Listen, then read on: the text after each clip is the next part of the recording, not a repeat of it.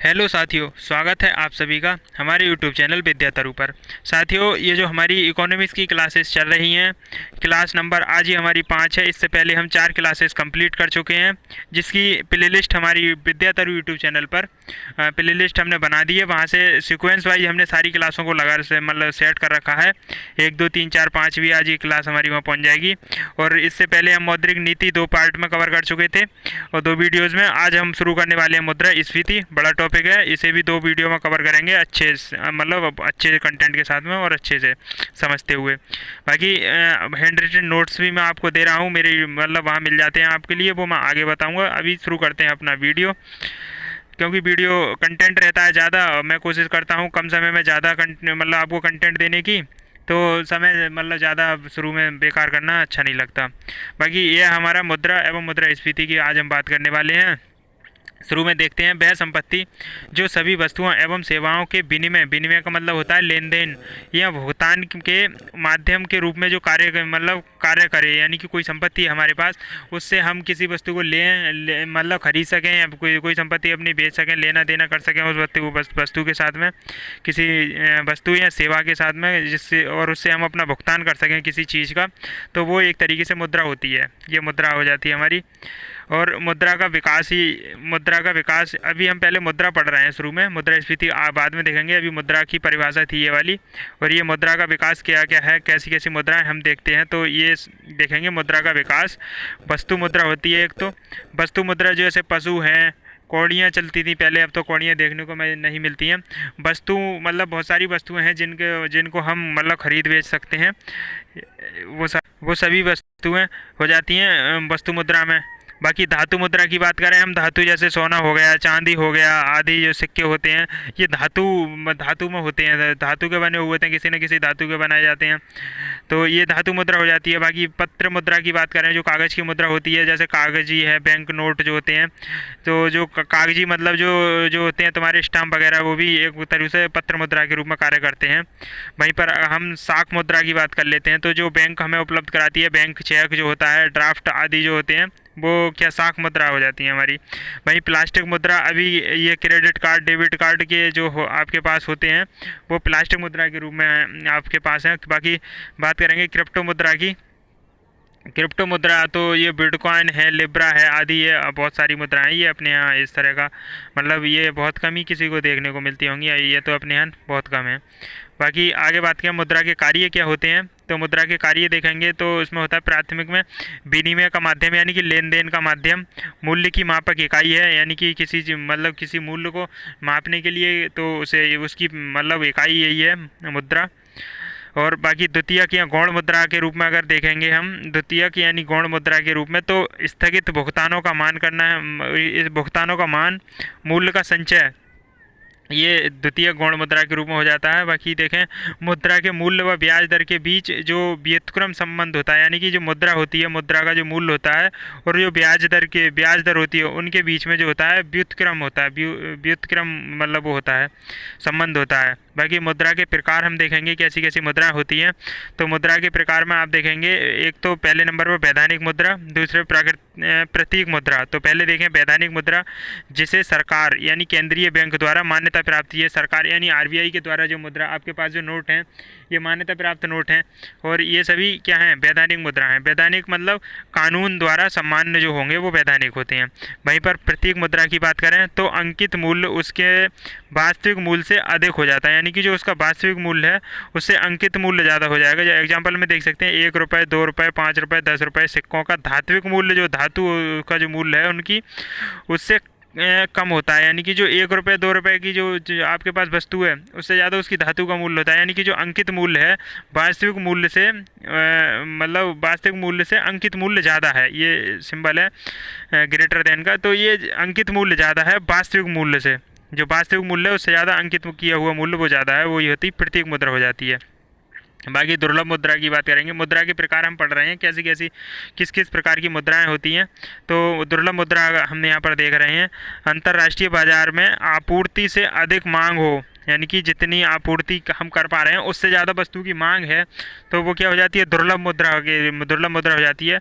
वहीं दुर्लभ बराबर है कम उपलब्धता, यानी कि उपलब्धता मतलब कम है, हमारे पास है तो कम लेकिन उसकी मांग ज़्यादा है, तो मुद्रा कम है और मांग ज़्यादा है, वही है दुर्लभ मुद्रा हो जाती है। वहीं आगे हम देखेंगे साख मुद्रा। साख मुद्रा है, ये समझ सकते हैं आप, यहाँ पर थोड़ा सा मिसमैच वो है। हाँ, साख मुद्रा बैंक या वित्तीय संस्था पर भुगतान के दावे के रूप में भुगतान के दावे के रूप में जो प्रचलित है को साख मुद्रा कहते हैं। यानी बैंक या वित्तीय संस्था का जो भुगतान किया जाता है जिस चीज़ से, जिसके रूप में ये प्रचलित है, उसे साख मुद्रा कहते हैं। जिसमें हो जाता है हमारा प्रतिज्ञा पत्र, चेक, हुंडी, विनिमय पत्र, बैंक ड्राफ्ट आदि, ये सभी हो जाते हैं जिनसे हम भुगतान कर सकते हैं। बाकी आगे देखते हैं, गर्म मुद्रा हो जाती है हमारी हॉट मुद्रा। अधिक लाभ की तलाश में एक देश से दूसरे देश में तेजी से आने जाने वाली अल्पकालिक पूंजी को गर्म मुद्रा कहते हैं। यानी कि अधिक लाभ कमाने के लिए, जो जैसे कि आपने मान लो शेयर बाजार है, ये एग्जाम्पल में लिखा हुआ है शेयर बाजार, जैसे कि आपने शेयर बाजार में पैसा लगा दिया है किसी कंपनी में शेयर बाजार में, वहीं आपको पता लगता है कि किसी दूसरे देश की कंपनी में आपने शेयर बाजार में पैसा लगाया, पता लगा कि आपको इस देश की जो है जो वो है साख घटने वाली है, आप लगता है कि ये कंपनी डाउन में जा रही है, तो आपने क्या किया, वहाँ से अपना पैसा पहले ही निकाल लिया। और किसी दूसरी कंपनी को आपने देखा कि ये कंपनी प्रॉफिट में जा रही है, वहाँ पर आपने पैसा लगा दिया, दूसरे देश की उससे निकाला पूरा पैसा, जहाँ पर आपको लगता था कि हम डाउन में जा सकते हैं, यानी का नेगेटिव घट सकते हैं, वहाँ से अपना पैसा तुरंत निकाल लिया। जहाँ से आपको प्रॉफिट दिख रहा था वहाँ पर आपने पैसा दूसरे देश को लगा दिया। तो यानी कि अधिक लाभ कमाने के लिए, आपको अधिक लाभ कमाने के लालच से ही आपने यहाँ से निकाल के इधर लगा दिया।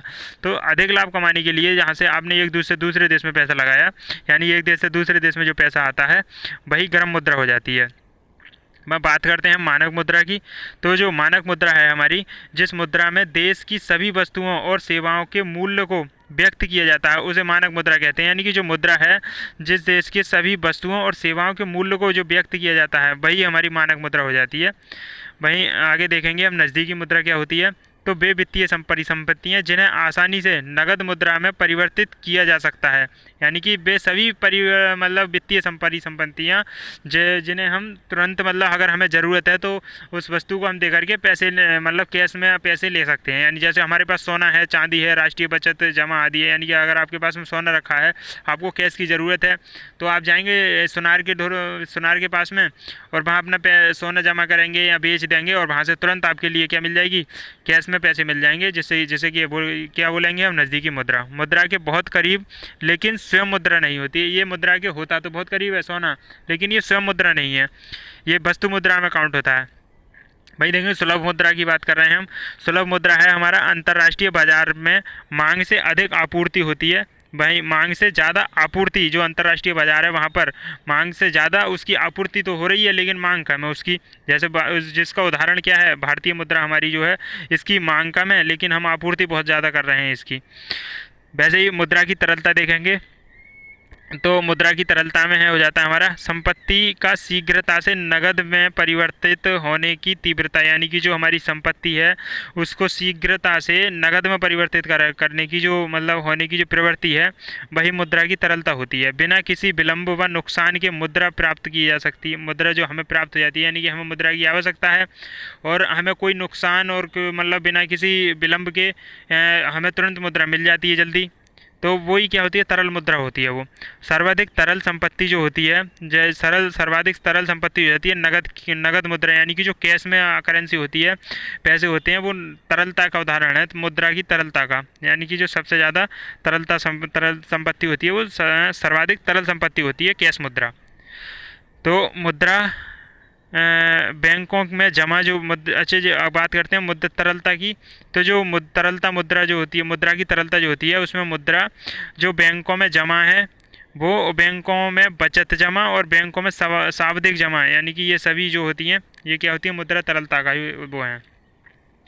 और एग्जाम्पल वहीं देखते हैं, मुद्रा का संचलन वेग यानी कि मुद्रा की एक इकाई अवधि में जितनी बार हस्तांतरण लेन देन होता है, यानी कि जो मुद्रा का संचलन, यानी कि मुद्रा एक जगह से दूसरी जगह जाने का मतलब जो वो है प्रोसेस है, जिसमें कि मुद्रा की जो एक इकाई मानो कि एक मुद्रा की एक इकाई है हमारे पास, मानो कि एक 500 का नोट है, और उसकी मतलब एक निश्चित अवधि के बार में जितनी बार वो मुद्रा एक हाथ से दूसरे हाथ में जा रही है, भाई क्या मुद्रा का संचलन वेग है होता है, जितनी बार उस मतलब लेन देन हो रहा है उससे।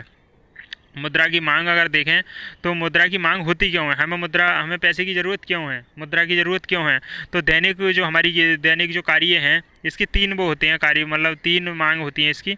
अगर जैसे कि पहला होता है, जैसे हमारी जो दैनिक क्रिया हैं उन्हें पूरा करने के लिए हमें पैसे की ज़रूरत होती है। दैनिक क्रिया में हमारा कोई भी कार्य हो सकता है, तो उन सभी को पूरा करने के लिए हमें मुद्रा की आवश्यकता है।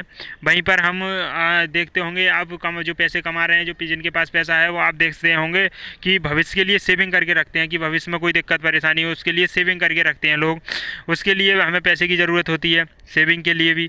वहीं पर आप देखते होंगे आकस्मिक आवश्यकता पड़ जाती है, कभी कभी कोई मतलब कोई दुर्घटना घट जाती है, उसके लिए भी हमें तुरंत नगद पैसे की ज़रूरत होती है। तो ये 3 तरह की मांग होती हैं जिसके लिए हमें पैसे की मांग मतलब मुद्रा की ज़रूरत होती है, मुद्रा की मांग होती है। मुद्रा की आपूर्ति की बात करेंगे तो मुद्रा की आपूर्ति देखेंगे M0, M1, M2, M3, M4, ये देखेंगे मुद्रा की आपूर्ति किस तरह की जाती है और मुद्रा की माप किस तरह होती है। तो M1 जो होती है M0 जो होती है, M0 अगर हम देखें तो जो होती है चलन में मुद्रा, यानी कि जो चलन में मुद्रा है वो प्लस बैंकों की RBI के पास जमा, यानी कि जो बैंक हैं उनकी RBI के पास में जो मुद्रा जमा है, राशि जमा है, RBI के पास अन्य जमाएँ जितनी भी हैं वे सभी M0 मुद्राएं हैं। सभी की सभी चलन मुद्रा में सबसे एक मिनट, हाँ, सभी की सभी चलन मतलब M0 चलन मुद्राएं में सबसे मूल और आधार मुद्रा M0 ही होती है। एक मिनट, सबसे मूल और आधार मुद्रा M0 ही है, ठीक है। वहीं M1 की बात करते हैं तो जनता के पास में जो मुद्रा रखी हुई है, जनता के पास में जो यहाँ पर बात हो रही थी चलन में मुद्रा थी, यहाँ पर जनता के पास रखी हुई मुद्रा है, प्लस बैंकों में जो जमाएँ मुद्रा हैं, RBI के पास में जो अन्य जमा हैं वो M1 मुद्रा में काउंट होती हैं। और ये इससे M0 से थोड़ी सी कम मतलब कम प्रचलित और मतलब सबसे कम मूल मुद्रा है, कम आधार मुद्रा है। वहीं बात करते हैं M2, तो जो M2 मुद्रा जो होती है वो होती है बराबर M1। एक तो जो M1 में हमने मुद्रा पढ़ी थी, प्लस डाकघरों के पास में जो बचत जमा है, बचत है, और बैंक में जो जमाएँ हैं, बचत बैंक जमाएँ जो हैं डाकघरों के पास, बचत बैंक में जो जमा होती हैं वो M2 मुद्राएं होती हैं। वहीं पर M3 की बात करें तो जो M3 में देखेंगे तो जो M1 की जो मुद्राएं थी ये M1 वाली और व्यापारिक बैंकों की सावधिक जमा, यानी कि जो व्यापारिक बैंकें जो होती हैं लेन देन की, तो उसमें जो सावधिक जमाएँ हैं वो M3 मुद्रा में आ जाती हैं।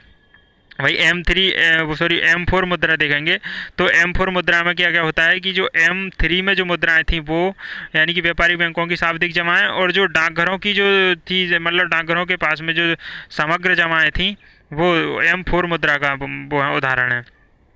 ये हो जाती हैं हमारी मुद्राएं। एक बार हम इनका आपूर्ति और स्टॉक वो देख लेते हैं। मुद्रा की आपूर्ति और स्टॉक अवधारण क्या अवधारणा है, कैसे तो इसमें मापक और प्रकार और तरलता, ये 3 चीज़ें देखेंगे। मापक कैसे मापते हैं हम M1, M2, M3, M4 में मापते हैं मुद्रा को।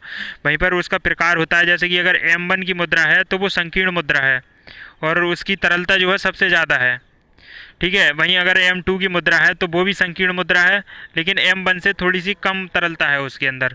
वहीं M3 की बात करें तो व्यापक और ब्रांड मुद्रा है ये M3, और M2 से कम इसकी तरलता है। वहीं M4 मुद्रा की बात करें तो व्यापक मुद्रा है ये, और सबसे कम इसकी तरलता होती है M4 की, यानी कि जो कम उपलब्ध होती है। अल्प घोषित, ये हमारे एक टॉपिक है, अल्प घोषित आय, काला धन और समानांतर अर्थव्यवस्था का हिस्सा है, ठीक है। ये से आप देख सकते हैं। मुद्रा से संबंधित महत्वपूर्ण तथ्य हम यहीं पर जानते हैं। तो मुद्रा से संबंधित जो महत्वपूर्ण तथ्य हैं उसे देखेंगे। भारत में सरकार के एकाधिकार के अंतर्गत पत्र मुद्रा का निर्गमन जो था 1861 के पश्चात, 1861 के पश्चात हुआ था पत्र मुद्रा का निर्गमन। और इसमें जो दिखा रहा है एकाधिकार, एकाधिकार का मतलब होता है कि सारी चीज़ें एक ही जगह से रेगुलेट की जाएं। जैसे कि आप उदाहरण के लिए समझते हैं रेलवे स्टेशन, जहाँ पर प्लेटफॉर्म पर आप गए और आपको जाना है कहीं पर, आप जाएंगे वहाँ से टिकट खरीदेंगे, तो टिकट खरीदने का जो प्रोसेस है वो आपको रेल वहीं पर मिलेगा, प्लेटफॉर्म पर ही। कहीं आपको दूसरी जगह से टिकट नहीं ले सकते, वहीं से आपको लेना होगा, या फिर वहाँ जो स्टेशन पर पहुँच कर की। तो ये उनका जो सरकार का जो एक अधिकार है उस पर, तो ये दूसरी और कोई इसे नहीं दे सकता। रेलवे का अधिकारी, रेलवे से ही आपको ये टिकट मिलेगा। तो ये एक अधिकार हो जाता है, मतलब एक किसी एक ही व्यक्ति का अधिकार, मतलब सरकार है या कुछ भी है।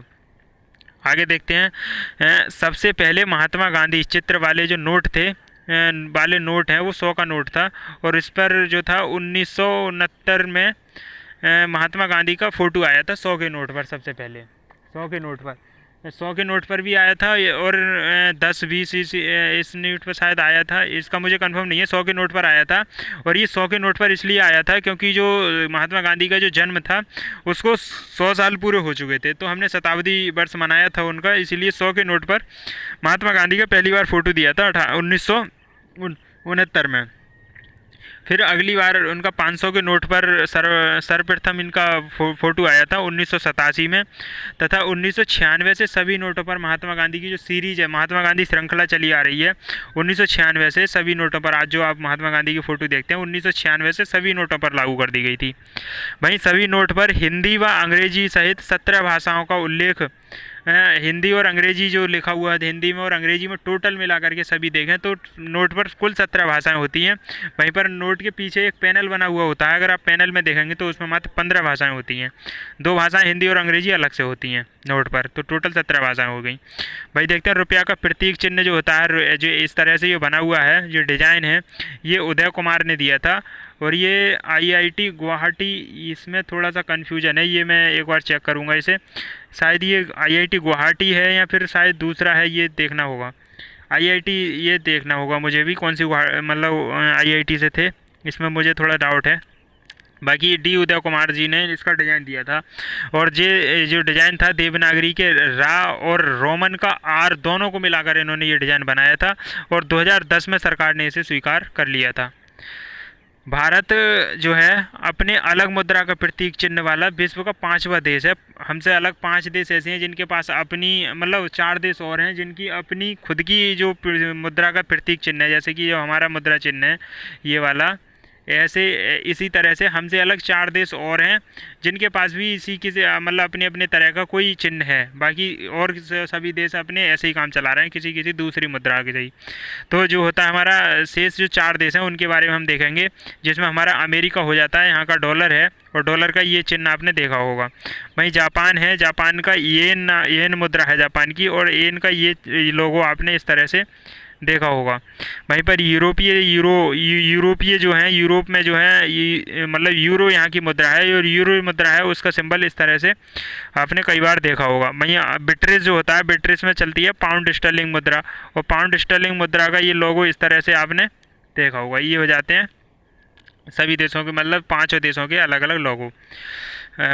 और भारतीय डिजिटल रुपया की बात करेंगे हम, तो भारत में जो रुपया जो है, डिजिटल रुपया के रूप में जो चल रहा है, इसे देखेंगे। फिएट मुद्रा का डिजिटलीकरण रूप RBI द्वारा जारी किया गया था, जिसमें दिसंबर 1922 से 15 बैंकों के साथ पायलट मोड उपयोग में परीक्षण ये है 2022 में 15 बैंकों के साथ में पायलट मोड में परीक्षण किया गया था। और इसमें सामान्य मुद्राओं जैसे नोट के प्रमुख वर्गों, जैसे 100 के नोट को 100 के नोट में उपलब्ध कराया गया था, यानी भारतीय डिजिटल रुपया को फिएट मुद्रा द्वारा। तो ये हो जाता हमारा, यहाँ पर मुद्रा हम देख रहे थे, ये थी हमारी मुद्रा। हमारा टॉपिक मैंने शुरू में आपको दिखाया था, ये हमारा टॉपिक था मुद्रा और मुद्रास्फीति। तो ये हमारा मुद्रा जो थी हमारी वो कंप्लीट हो जाती है यहाँ से, और अब हम शुरू करने वाले हैं मुद्रास्फीति। तो मुद्रास्फीति का इन्फ्लेशन आप देखेंगे यहाँ से, और ये टॉपिक के लिए एक क्लास हमारी और आएगी, उसे भी आप देखें। बाकी वस्तुओं शुरू करते हैं। वस्तुओं और सेवाओं के सामान्य मूल्य में लगातार वृद्धि होती है, तो इसके 1 मिनट, ये यहाँ कट रहा है क्या? नहीं कट नहीं रहा वो, पता नहीं पीडीएफ में ही गड़बड़ हो गया है। मैं बता देता हूँ, वस्तुओं और सेवाओं के सामान्य मूल्य में लगातार वृद्धि होती है तो इसके कारण मुद्रा की क्रय शक्ति घटती है। यानी कि जो वस्तुओं और सेवाओं का जो मूल्य है, जो लगातार बढ़ता मूल्य है, मूल्य में तो वृद्धि होती जा रही है, तो इसके कारण से क्या हो रहा है कि मुद्रा की जो क्रय शक्ति है वो घटती जा रही है। इसी घटती हुई क्रय शक्ति के कारण ये मुद्रा स्फीति हो जाती है। और मुद्रा स्फीति का कारण क्या क्या होता है इसके बारे में अभी चर्चा करते हैं। देखो, नंबर 1 हो जाता है हमारा मांग जनित। तो मांग बढ़ने पर मूल्य में होने वाली वृद्धि, यानी कि जो मांग तो बढ़ गई इसकी, और मांग बढ़ गई और इसी कारण से क्या हुआ, मूल्य में वृद्धि हो गई। वहीं पर देखेंगे किन्स के अनुसार, ये एक प्रोफेसर किन्स हैं, इनको नाम याद रखना। वहीं इनका जो है, इनके अनुसार देखेंगे वास्तविक मुद्रास्फीति पूर्ण रोजगार बिंदु के पश्चात उत्पन्न होती है। पूर्ण रोजगार उत्पन्न जो होता है बिंदु है, उसके बाद में मुद्रास्फीति उत्पन्न होती है वास्तविक। वहीं लागत अन्न यानी कि उत्पादन लागत में वृद्धि से मूल्य वृद्धि, यानी कि अगर लागत में जो है वृद्धि हो गई और उसके कारण जो मूल्य में वृद्धि हुई, वो भी क्या होती है, मुद्रास्फीति, लागत अन्न के द्वारा भी। तो आगे होता है मुद्रास्फीति के प्रकार। मुद्रास्फीति के प्रकार देखें तो मुद्रास्फीति बहुत सारे कई तरीके हैं और सभी तरीकों के एक एक बारे में चर्चा करेंगे। तो पहले देखते हैं रेंगती मुद्रास्फीति। रेंगती मुद्रास्फीति हमारी हो जाती है, रेंगती का मतलब है बहुत धीमी गति से कीमतें बढ़ना, जो कीमत में जो बढ़ोतरी हो रही है वो बहुत धीमी गति से होती है, तो उसे रेंगती मुद्रास्फीति बोलते हैं। भाई दर एक अंक में 3, यानी कि जो दर होती है इसकी वो एक अंक में होती है, जैसे कि 3% अथवा या उससे भी कम, तो ये हो गई हमारी रेंगती हुई मुद्रास्फीति। वहीं साथ ही आगे देखो खुली मुद्रास्फीति कैसी होती है। खुली मुद्रास्फीति का मतलब है खुली मुद्रास्फीति पर किसी प्रकार का कोई नियंत्रण नहीं, यानी किसी भी प्रकार का कोई भी नियंत्रण नहीं है, वो खुली मुद्रास्फीति है। वहीं दौड़ती हुई मुद्रास्फीति की अगर हम बात करें तो कीमतें तेज़ी से बढ़ती हैं, जैसे 10-20% प्रति वर्ष के रूप में बढ़ रही हैं, तेज़ी से कीमतें बढ़ रही हैं, तो दौड़ती हुई मुद्रास्फीति है। वहीं कुछ आपको मतलब ये जो हेडलाइन लिखी हुई हैं, हेडिंग से लिखी हुई हैं, तो इनसे भी आपको समझ में आ रहा होगा कि मुद्रा किस तरह की कौन सी है। वहीं पर आयातित मुद्रास्फीति की बात करें तो जो विदेशों से आयात किए गए कच्चे उत्पाद, पेट्रोलियम आदि कीमतों में वृद्धि के कारण घरेलू कीमतों में होने वाली जो वृद्धि है उसे आयातित मुद्रा कहते हैं, स्फीति कहते हैं।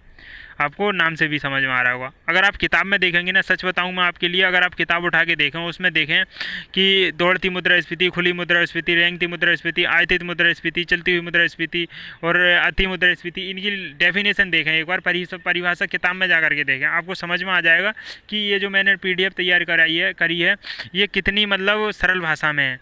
इसको मतलब जो इकोनॉमिक्स की लैंग्वेज है उसे बहुत सरल करके मैंने आपको पेश करने की कोशिश की है, गूगल वगैरह से सर्च करके, या चैट GPT वगैरह की मदद भी ली है मैंने इसमें। वहीं देखते हैं आपको चलती हुई मुद्रास्फीति की बात करते हैं तो कीमतों में वृद्धि 3% से 6% या 10% से कम अगर वृद्धि हो रही है तो वो चलती हुई मुद्रास्फीति है। 3% हो गई, 6% या 10% से कम है तो वो मतलब क्या है, चलती हुई मुद्रास्फीति। वहीं पर अगर हम देखते हैं 3% या 3% से नीचे है तो वो रेंगती हुई मुद्रास्फीति होती है ना। वहीं अति मुद्रास्फीति की बात करें तो अत्यधिक तेज एवं अनियंत्रित मूल्य वृद्धि की स्थिति 3 अंकों से भी अधिक होती है, यानी कि माना कि 100 से ऊपर जा रही है अति मुद्रास्फीति, बहुत तेज मुद्रास्फीति बढ़ रही है, 3 अंकों से अधिक संख्या में चल रही है ये। वहीं बात करते हैं कूदती मुद्रास्फीति। कूदती हुई मुद्रास्फीति का मतलब है मुद्रास्फीति दर में अचानक और तीव्र वृद्धि 2-3 अंकों में, 10%, 100%, मतलब 20, ये गलत लिखा हुआ है यहाँ पर, 100, 200, 300, यानी कि 3 अंकों में नंबर चल रहे हैं कूदती हुई। जैसे कि मान लो 20 के बाद में सीधी पहुँची 100 के बाद में सीधी पहुँची 500 से मतलब 1000, मतलब 900, यानी कि कहने का मतलब है कि कूदती हुई स्पीड से, मतलब ऐसे ना 1 2 3 4 ऐसे नहीं बढ़ रही है, कूद कर बढ़ रही है, बीच में गैप दे देकर, तो ये कूदती हुई मुद्रास्फीति हो गई। वहीं साथियों बात करते हैं मुद्रास्फीति संबंधी अन्य पद क्या क्या होते आते हैं, तो वहीं देखेंगे अभिस्फीति एवं अपस्फीति, ये 2 लैंग्वेज आप समझें, अवस्फीति और अपस्फीति, यानी कि इसमें देखेंगे दोनों मुद्रास्फीति में परिवर्तन विपरीतार्थक शब्द हैं, दोनों मुद्रास्फीति के विपरीतार्थक शब्द दोनों के। वहीं आप देखेंगे इसमें दोनों मूल्यों में ह्रास, कमी को प्रदर्शित करते हैं। दोनों का जो है शब्द जो है इनके दोनों के विपरीतार्थक हैं, दोनों का अर्थ तो अलग अलग है, लेकिन जो मूल्य में क्या हो रहा है, दोनों में ही कमी हो रही है। कमी को प्रदर्शित करते हैं दोनों ही, अब अपस्फीति और अपस्फीति। भाई अब अपस्फीति को देखेंगे जब मुद्रास्फीति की दर 6 से 4% की ओर नीचे गिरें, 6 से 4% तक आ जाएं, मतलब नीचे को घटें, तो वो अपस्फीति है। वहीं पर अगर अपस्फीति की बात करें तो जब स्फीति की दर 2% से नीचे गिरे, 2% आ गई और 2% से नीचे आ रही है, तो वो अपस्फीति में आ जाती है फिर। तो ये हो जाती है दोनों में, मतलब कमी कमी होती है। वहीं आप बात करते हैं मुद्रास्फीति की, तो मुद्रास्फीति का मतलब होता है जानबूझकर मुद्रा की मात्रा में वृद्धि के द्वारा मूल्यों में वृद्धि करने का प्रयास, यानी कि जानबूझकर जो मतलब मूल्य में प्रयास किया जा रहा है वृद्धि करने का, वो होती है मुद्रास्फीति। ये लैंग्वेज है, इसमें थोड़ी सी आप देखेंगे। स्टैगफ्लेशन क्या होता है, स्टैगफ्लेशन इससे संबंधित है वह स्थिति जब स्फीति की दर व बेरोजगारी दोनों ही उच्च होती हैं, यानी कि एक तो मुद्रास्फीति है वो भी दर मतलब अधिक है और वहीं पर बेरोजगारी भी अधिक है, तो एक ही समय पर दोनों चीज़ें अगर उत्पन्न हो जाती हैं तो क्या होता है, महंगाई हो जाती है, बेरोजगारी भी हो जाती है और आर्थिक मंदी भी आ जाती है। इसे स्टैगफ्लेशन कहते हैं। स्टैगफ्लेशन की स्थिति आपसे सीधा पूछता है कि स्टैगफ्लेशन क्या है, और यहाँ पर पूछेगा महंगाई, बेरोजगारी, आर्थिक मंदी अगर एक साथ आ जाए तो कौन सी स्थिति पैदा होगी, तो आप याद रखना स्टैगफ्लेशन। वहीं पर हमारा एक है सीड्स हेडलाइन मुद्रास्फीति। सीड्स हेडलाइन मुद्रास्फीति जब खाद्य पदार्थ, ये देखेंगे हेडलाइन, सीड्स हेडलाइन का मतलब होता है खाद्य पदार्थ जो ईंधन और सेवाओं की वस्तुओं की कीमतों को मिलाकर कुल महंगाई दर निकाली जाती है। यानी कि आप यहाँ पर क्या कर रहे हैं, सीड्स हेडलाइन में खाद्य पदार्थ और जो इसमें ईंधन और जो सेवाओं और वस्तुओं की कीमतों सभी को मिलाकर के जो कुल महंगाई अगर दर आप निकाल रहे हैं तो वो हो जाती है सीड्स हेडलाइन, सीड्स हेडलाइन मुद्रास्फीति। और अगर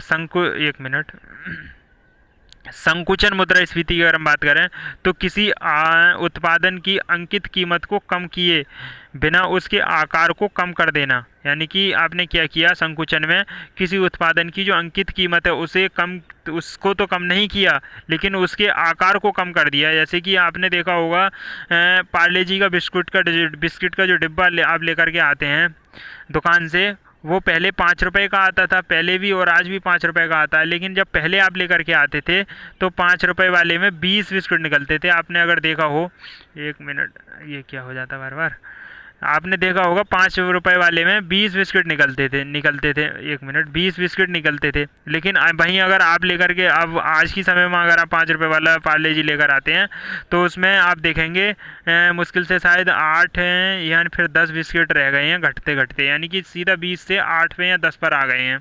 तो ये क्या है, इन्होंने क्या किया, इन्होंने जो रेट थे वो तो कम नहीं किए, 5 के 5 तब भी है, 5 भी आज ही हैं, लेकिन क्या किया, उसके जो आकार था वो कम कर दिया, यानी 20 से 8 या 10 पर आ गए, आधे पर आ गए। तो ये हो गया संकुचन मुद्रास्फीति। तो साथियों ये था हमारा मुद्रास्फीति, और इसका भी पार्ट 2 भी हमारा आएगा क्योंकि ये भी बहुत बड़ा टॉपिक है, रह गया है, बहुत सारी चीज़ें इसमें रह गई हैं। बाकी ये सारी PDF प्राप्त करने के लिए आप हमारे जो टेलीग्राम चैनल है विद्या तरु का, वहाँ पर जाएं और वहाँ से PDF आपको यही मैं PDF डेली की डेली यही वाली जो मैं आपको क्लास दे रहा हूँ सेम ऐसी A4 साइज में आपको वहाँ उपलब्ध करा रहा हूँ। आप इसे प्रिंट भी करा सकते हैं, नोट भी कर सकते हैं, जैसा आपकी मर्जी हो, PDF भी रख सकते हैं। तो ये मेरा विद्या तरु का टेलीग्राम चैनल है, जिसकी टेलीग्राम चैनल की लिंक जो है मैं कमेंट बॉक्स में भी पिन कर देता हूँ अब तो, और बाकी मेरे जो है वीडियो डिस्क्रिप्शन में भी आपको लिंक दे देता हूँ। बाकी मेरे चैनल का जो डिस्क्रिप्शन है वहाँ पर भी मैंने ये लिंक लगा रखी है, तो वहाँ से आप टेलीग्राम पर जुड़ सकते हैं मेरे। वहीं बात करते हैं साथियों, अगर आप चैनल पर पहली बार नए आए हैं, सब्सक्राइब नहीं किया है तो चैनल को सब्सक्राइब कर लें, ताकि हमारी जो अन्य वीडियो जो हम इकोनॉमिक्स की सीरीज जो चलाई है हमने, इसे कंप्लीट करेंगे। उसके बाद में हिस्ट्री, पॉलिटी, ज्योग्राफी, ये सारी चीज़ें हम अच्छे कंटेंट के साथ में कवर करने वाले हैं। तो उन सभी को आप हमसे हमारे साथ में जुड़ करके अच्छे से सीख सकें, समझ सकें और अच्छे नोट्स हम हमारे द्वारा प्राप्त कर सकें। तो उसके लिए हमारे चैनल को सब्सक्राइब करके रखें। बाकी वीडियो को थोड़ा सा शेयर भी करते रहें, लाइक शेयर भी करते रहें। कमेंट आपका हमारे लिए थोड़ा सा मोटिवेशन देता है, अगर अच्छा कंटेंट है, अच्छा लग रहा है तो हमारे लिए कमेंट छोड़ करके जाएँ प्यारा सा। बाकी मिलते हैं साथियों किसी नेक्स्ट वीडियो में। वीडियो थोड़ा सा बड़ा हो गया है, तो इस वीडियो में बस इतना ही। थैंक यू साथियों।